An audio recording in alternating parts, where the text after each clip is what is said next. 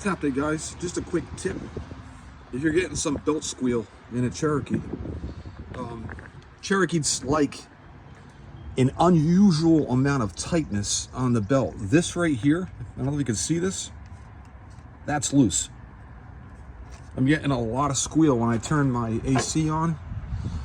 Belt squeals like crazy for about a minute or so, which I don't let it do. As soon as it squeals, I turn the AC off. But if you're getting some squealing, Cherokees like a unusual amount of tightness on the belt. Like I said, this right here is loose.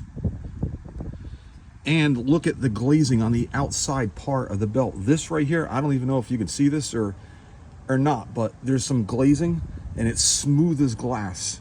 You don't want this smooth on the outside. This new belt right here is rough. I don't know if you can see the surface right there, but it's got a rough texture to the outside. That's what you want. You want a rough texture on the outside part of the belt.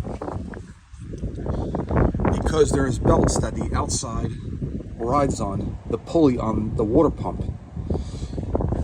Okay, so you don't want smooth, glazed outside parts of the belt. You want it rough. You want a rough texture like this.